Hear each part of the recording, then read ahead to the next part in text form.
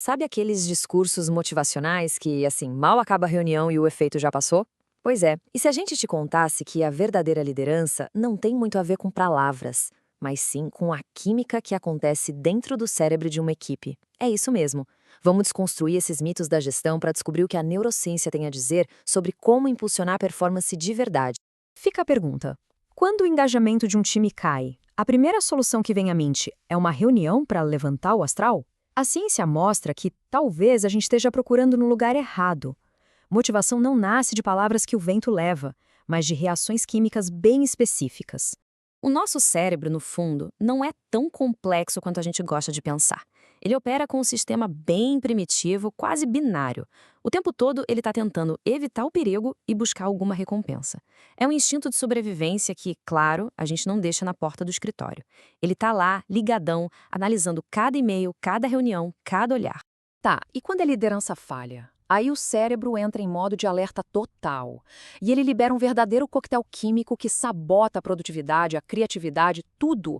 Vamos entender como uma má gestão se torna literalmente um veneno para o time. Pensa nisso aqui. Para o nosso cérebro mais primitivo, uma crítica que parece injusta no meio de uma reunião pode disparar a mesmíssima resposta de pânico que encontrar um leão daria. A ameaça social é processada do mesmo jeito que uma ameaça física. Os alarmes internos são exatamente os mesmos. Microgerenciamento, metas que ninguém entende, um tratamento que parece injusto, tudo isso funciona como um gotejamento constante de veneno no sistema. O cérebro fica inundado de cortisol, que é o hormônio do estresse, e isso mantém a equipe num estado permanente de lutar ou fugir.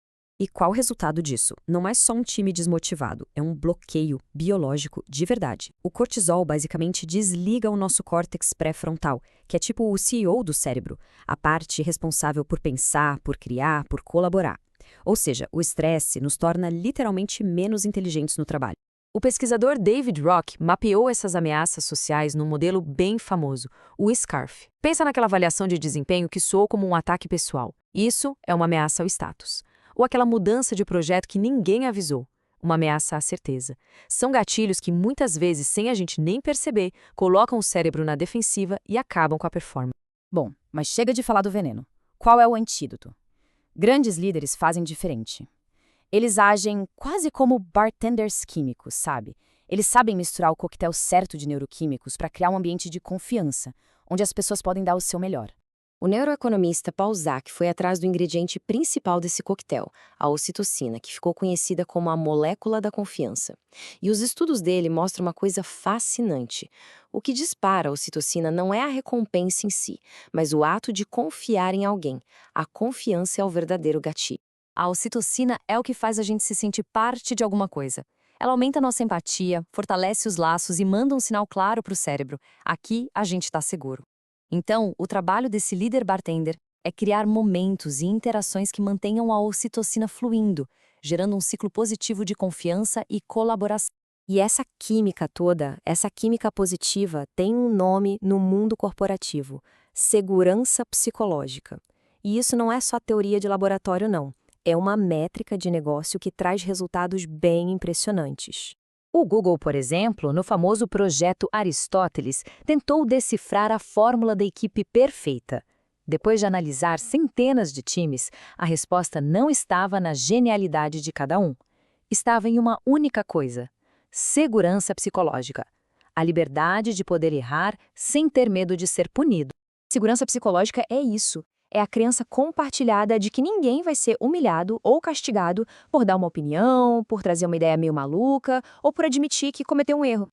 É o momento em que o cérebro para de se preocupar com a sobrevivência social e começa a focar no que importa, inovar e colaborar.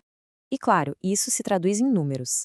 A Microsoft, lá no Japão, fez um teste com a semana de trabalho de 4 dias. Uma medida que aumenta, e muito, a autonomia das pessoas. O resultado? Um salto de 40% na produtividade. 40%.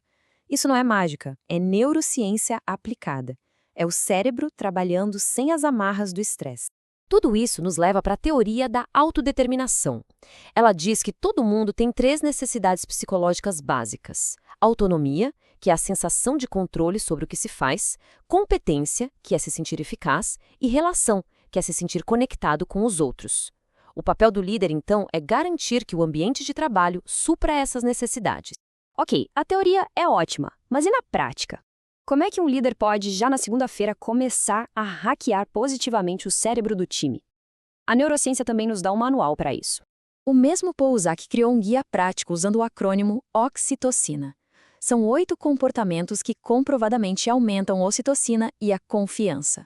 Inclui coisas como ovation, que é reconhecer publicamente um bom trabalho, e yield, que significa dar autonomia de verdade para as pessoas, mostrando que confia nelas. É basicamente transformar a ciência num checklist prático de liderança. E o impacto disso tudo vai muito além do escritório. Investir em confiança vale a pena, e muito. Um estudo mostrou que aumentar a confiança em 10% gera o mesmo nível de satisfação com a vida que um aumento de 36% no salário. Vou repetir, um pouco mais de confiança tem o mesmo peso na felicidade que o aumento salarial enorme. Confiança, no fim, vale mais do que dinheiro. Então, no final das contas, liderança não é sobre fazer discursos bonitos. É sobre ser um bom químico, um arquiteto de ambientes onde os cérebros podem florescer.